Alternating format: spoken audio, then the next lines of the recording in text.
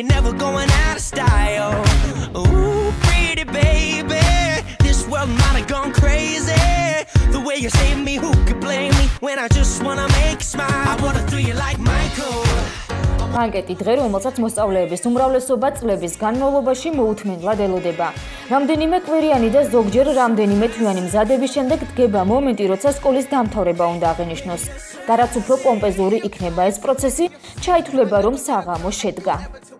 A star in the 40s and a fold in the 50s. Got me tripping out like 60s. Hippies, queen of the discotheque. A 70s dream. როგორც აღმოჩნდა წლების გასვლასთან ერთად იცვლება შეხედულებებიც. რუსთავის ნომერ 4 საჯარო სკოლის მოსწავლეებმა ბანკეტის საღამოზე უარი თქვეს. თვლიან, რომ მაშინ, როდესაც დამამთავრებელი კლასის მოსწავლეს სხვაც ბევრი ფინანსური ხარჯი აქვს, ბანკეტისთვის დახარჯული ასეულობით ლარი დამატებითი ხარჯია. წელს არ გვექნება ბანკეტი, ასე ვთვლით, რომ იქიდან გამომდინარე, რომ მთელი წელი სადაც ინტენსიურად ვემზადებით და ეს ცალკე ხარჯია ოჯახისთვის, კიდევ ერთი დამატებითი ხარჯი არ გვინდა. მოგოები უფრო ემზადებიან საერთოდ, ანუ უფრო ბევრი სჭირდება ჩაცმაში, ვარცხნილობა. ბოლოს არ გვექნება, ესე იგი 29-ში გამოცდების შემდეგ გადავწყვეტ ბოლოს არ გაკეთება, იმიტომ რომ გამოცდების ცეცხლებაში რაღაცნაირად ჩავთვალეთ, რომ შემდეგ ჯობდა გაკეთება. არავინ არ დაგვიქირავებია, ვთვლით, რომ ჩვენს სათქმელს ჩვენზე უკეთ ვერავინ ვერ იტყვის და სხვა ვერ გვიკარნახებს. ჩემთვის პირადად ბოლოს არ ერთი საკმარისია ერთი თეთრი პერანგი, ჩვეულებრივი ყოველდღიური ტანისამოს და უბრალოდ კარგი განწყობა, სრულიად საკმარისია იმისთვის, რომ ბოლოზარმა ძალიან დადებითა და პოზიტიურად ჩაიაროს. ბანკეტზე არა, მაგრამ ბოლოზარის თეატრში აღნიშვნაზე უარი თქვეს წელს 24 სკოლის მოსწავლეებმა და ამით სკოლის მრავალწლიანი ტრადიცია დაარღვიეს. ფიქრობენ, რომ დროა ფეხი თანამედროვეობას აუწყონ. იმის მიუხედავად, რომ მოსწავლეების მიზანს ბოლოზარის პომპეზურად აღნიშვნა არ წარმოადგენდა, მათი ბოლოზარი მაინც სანახაობრივი გამოდგა.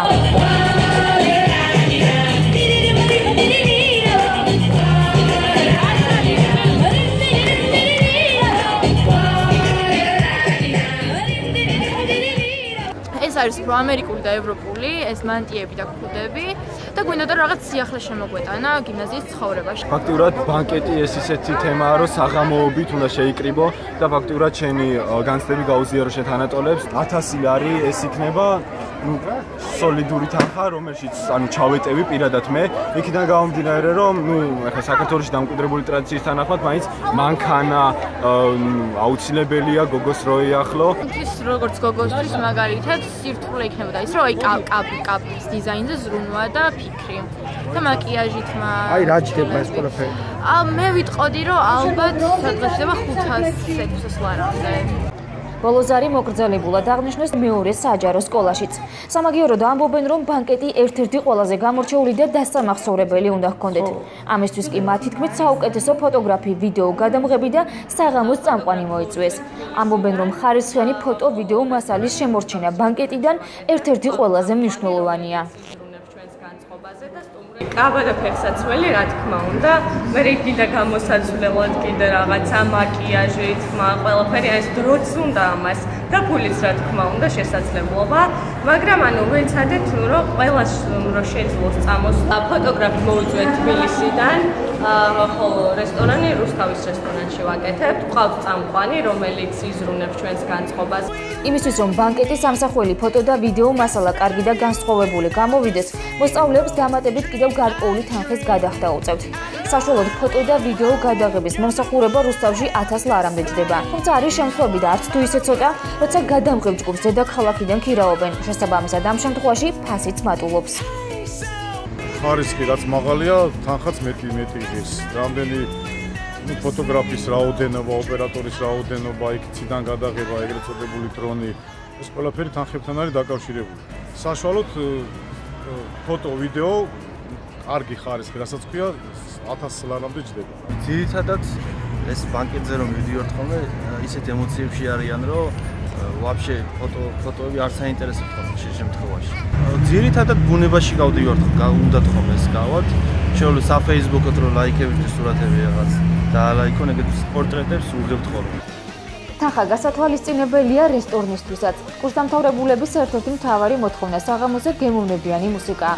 საბანკეტოდ რუსთავის რესტორნებში საშუალოდ ერთ კაცს 25 ლარის გადახდა უწევს. გართულად ცეკვა უნდათ. მეტი არაფერი ახლა.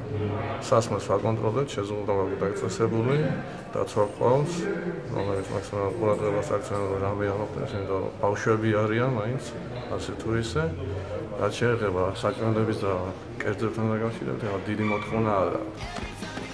და ბოლოს, მაინც რა ჯდება საშუალოდ მოსწავლისთვის სკოლის დამთავრება. ტანსაცმელი, ვარცხნილობა, მაკიაჟი, ავტომობილი, ფოტო და ვიდეო მომსახურება და ადგილი, რომელიც საღამოს მასპინძელი იქნება. რუსთაველ მოსწავლეს საშუალოდ 600 ლარი სჭირდება იმისთვის, რომ ბანკეტსა და ბოლოზარზე ისეთ წარდგეს, როგორც მას სურს. თუმცა თუ გავითვალისწინებთ იმ ცვლილებებს, რაც დღევანდელ დღეს წინა წლებთან შედარებით ბანკეტმა და ბოლოზარმა განიცადა, შესაძლოა მოსწავლეებმა მალე ნაკლებად პომპეზურ, კიდევ უფრო კრეატიულ და შემცირებული ხარჯების მქონე აქტივობებზე შეაჩერონ არჩევანი.